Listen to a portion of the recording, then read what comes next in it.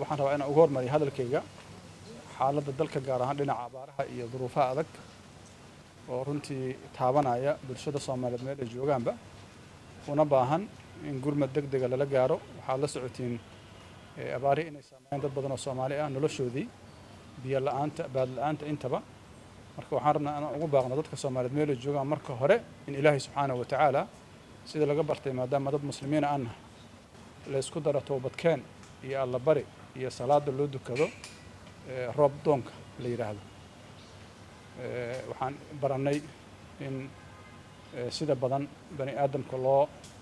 qayshado waa bannaan tahay laakiin sida fiican waxa waa Ilaahay subxaanahu wa tacaala deeqsiga ah in asagaas loo cararo. marka culummada iyo waxgaradka iyo maxay ahaato dawladda qaybaheeda kala duwan in dadka lagu booriyo toobadkeen iyo roobdoon in lagu booriyo taasaan soo jeedinaynaa. taas kadibna waxaan ku xijinaynaa in dadka waxaysta ee Soomaalida ah dadka walaalahooda ay u gurmadaan. qof walba maanta duruuf hayso wuxuu u baahan yahay in la garab istaago. dadka waxaysta maalku waa amaano Ilaahay subxaanahu wa tacaala uu noo dhiibay. haddaad maanta bixisana adduunya aakhira waxaad helaysaa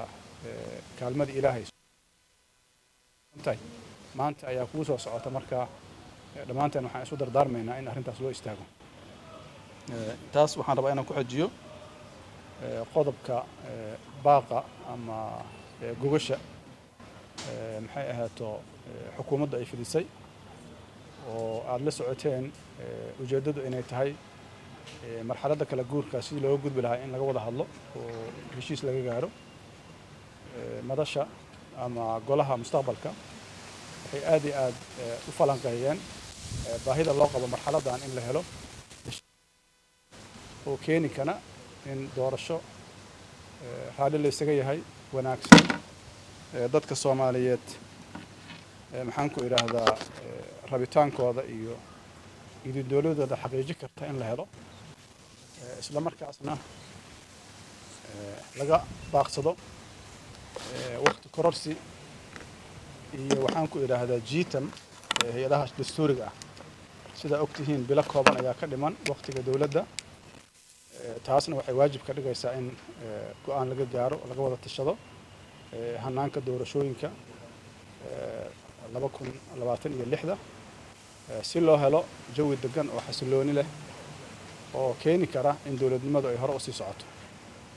marka runtii waxaan leenahay waxaa nasiib darro ah iyadoo gogashaas la fidiyey madashu iyo mataqaanaa goluhuba si wanaagsan ay uga soo jawaabeen ay muujiyeen niyad wanaag la filaayaba in diyaargarowga shirka uu bilaawdo in waxyaabihii shalay lagu kala aragti duwanaaday oo ay ugu horeeyaan wax ka beddelka dastuurka ah loo marin hanaan sharci ah in haddana lagu dhiirrado iyadoo meel la iska dhigay sarreynta sharciga iyo ilaalinta mataqaanaa midnimada. dastuur ayaa ummad wuxuuna ilaaliyaa masaalixdooda kala duwan. taas ayaana muhiim ah mar walba laakiin muhiim ma aha inuu qolo ama qof uu ku fikiro inuu kursiga sida uu ku joogi karo uu ku sii joogo ama uu abuuro khilaafaad keena dadku inay kala irdhoobaan iyadoo weliba xaaladda hadda lagu jiro xaalad adag ay tahay dhinaca siyaasadda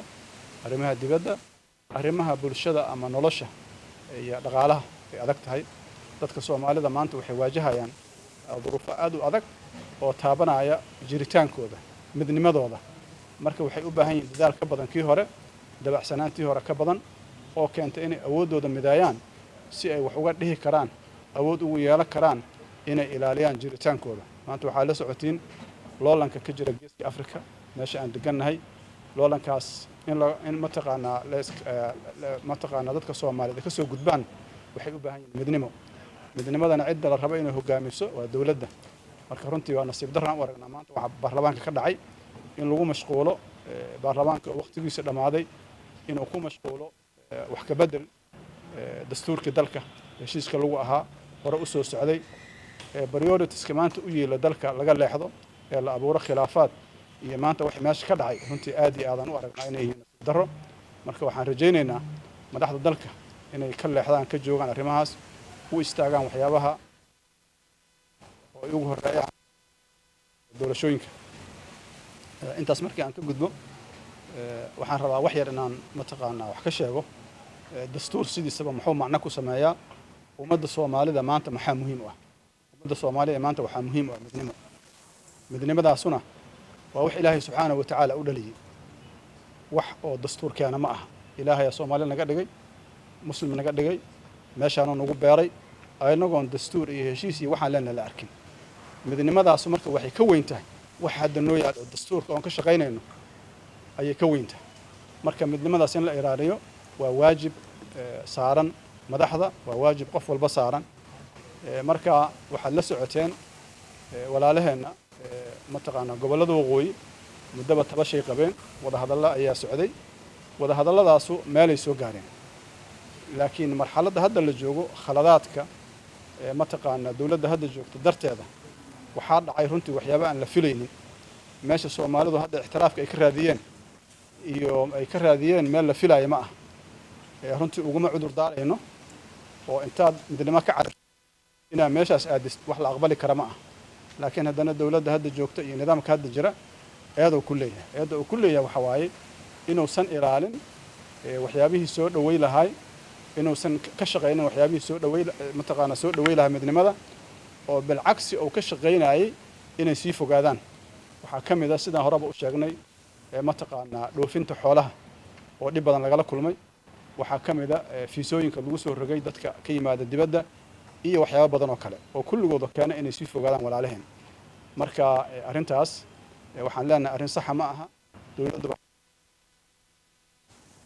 arrimihii keeni lahaa in la wada hadalkii qadaayaadkii hore u yeelay oo labada dhinac dhex yeelay walaalaheena ruuqooyina waxaan rabnaa inaysan caradu la fogaanin meel khaldan aysan la aadin oo Soomaalinimadu waa waxaan u simannahay ummadnimadu Ilaahay subxaanahu wa ta'aala nasiyay oo nicmo ah oo qof walba Ilaahay subxaanahu wa ta'aala birri oo ka weydii doono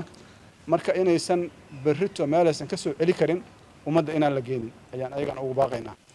waxaan rabaa intaas inaan ku darsado walaalaheena reer waqooyiga midnimada u yimid midnimada u taagan reerahooda uga soo tagay mataqaana dad xukuumadda ka tirsan ama dad mooda meeshay u socdaan xukuumaddu inay sax tahay ku aflagaadeeyaan ayagana waxaan leenahay raaligelin buuxdaan ka bixinaynaa Soomaaliya tihiin waxa u taagan tihiin wax badan waaye in la idinku gardaroodo adinkoo midnimo u joogtiin dadka arrintaas sameeyana runtii waxay sameeyeen khalad ayay sameeyeen marka waxaan leenahay dadka Soomaalida aan uga digaynaa arrimaha keenaya dadku inay kala fogaadaan ama dhaawac ay gaarsiiyaan moralka dadka u jooga midnimada in aad iyo aad looga taxadiro waxaan rabnaa marxaladda soo socota oo runtii marxalad muhiim ah oo dhinacna abaara ka jiraan dhinac dagaaladii al-shabaab iyo al-qaacida ay ka jiraan dhinac khilaafaad ka jiro waxay u baahan tahay